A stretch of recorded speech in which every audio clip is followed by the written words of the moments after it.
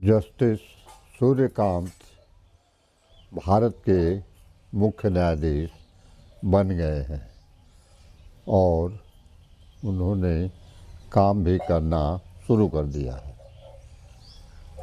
Justice Suryakant जी अपने काम धाम में कितना निष्पक्ष रहेंगे और कैसे न्याय करेंगे, यह देखने की बात होगी।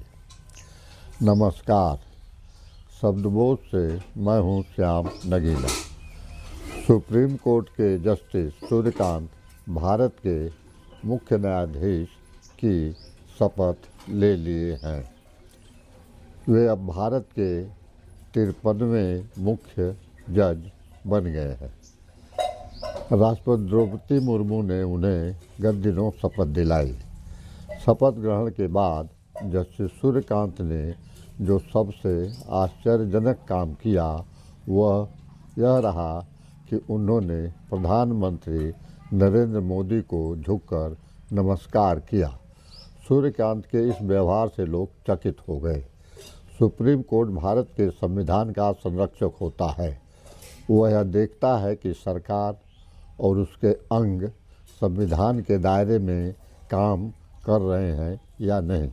लेकिन जिस तरह जस्टिस सूर्यकांत ने झुककर प्रधानमंत्री नरेंद्र मोदी को नमस्कार किया, उससे तो यह साफ लगने लगा है कि वह मोदी जी और उनकी सरकार के सामने झुके ही रहेंगे। भविष्य में वह केवल फैसला देंगे, निष्पक्ष होकर न्याय नहीं करेंगे। सुप्रीम कोर्ट में नियुक्ति के बाद से सरकार से संबंधित जितने भी महत्वपूर्ण मुकदमे उनकी बेंच के सामने आए, उनमें सरकार के प्रति उनका रुख नरम ही दिखा। जिन मामलों में उन्हें तत्काल निर्णय लेना चाहिए होता था, उसको लगातार लटकाए रखने का काम किया।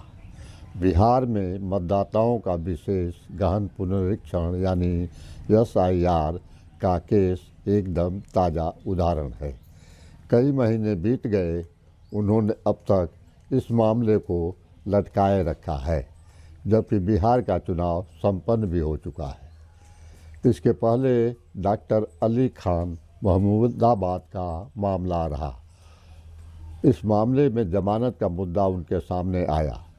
जस्टिस सूर्यकांत ने जमानत तो दी, पर महमूदाबाद को जमानत देते समय उन्होंने कई सारी शर्तें भी थोप दी। वैसे भी जस्टिस सूर्यकांत पर भ्रष्टाचार के कई गंभीर आरोप लग चुके हैं। जस्टिस सूर्यकांत के खिलाफ भ्रष्टाचार, अवैध संपत्ति सौदे, जातिवाद और अन्य अनियमितताओं के आरोप लग चुके हैं।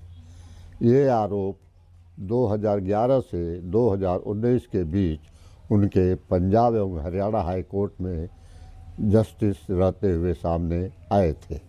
इन आरोपों की स्वतंत्र जांच नहीं हुई और सुप्रीम कोर्ट कोलेजियम ने इन आरोपों को नज़रअंदाज करते हुए उनकी पदोन्नति कर दी। जस्टिस सूर्यकांत पर पंजाब के पटियाला जेल के कैदी सुरजीत सिंह ने सुप्रीम कोर्ट में शिकायत दर्ज की थी कि जस्टिस सूर्यकांत ने 8 नारकोटिक्स मामलों NDPS एक्ट में रिश्वत लेकर आरोपियों को जमानत दे दी। इन मामलों में कथित रूप से 3.1 करोड़ रुपए रिश्वत ली गई। यह शिकायत 2015 और 17 के बीच पंजाब में ओपियोइड महामारी के दौरान के मामलों से जुड़ी थी। कोलेजियम ने 16 साल से अधिक समय तक इस पर सुनवाई नहीं की। कोई जांच नहीं हुई और वे पंजाब एवं हरियाणा हाई कोर्ट में बने रहे। 2018 में उन्हें हिमाचल प्रदेश हाई कोर्ट का चीफ जस्टिस बना दिया गया। दूसरी आरोप यह कि चंडीगढ़ के एक रियल एस्टेट एजेंट ने आरोप लगाया कि जस्टिस सूर्यकांत ने करोड़ों रुपए कीमत की संपत्तियों को कम मूल्य पर दिखाकर अवैध कारोबार किया, जिससे टैक्स चोरी हुई। चंडीगढ़ व्यापारी की शपथ में कहा गया कि जस्टिस सूर्यकांत ने एक मामले में पूर्व सहकर्मी के बेटे को लाभ पहुंचाने के लिए शपथ पत्र का उल्लंघन किया, झूठे साक्ष्य प्रस्तुत किए और पक्षपात दिखाया। लेकिन इसकी कोई जांच नहीं हुई। सुप्रीम कोर्ट की गोपनीय फाइलों में ये शिकायतें दर्ज हैं, पर कोई कार्रवाई नहीं हुई। जस्टिस सूर्यकांत पर जांचवाद और अधीनस्थ न्यायिक अधिकारियों की भर्ती में भ्रष्टाचार करने का भी आरोप लगा है।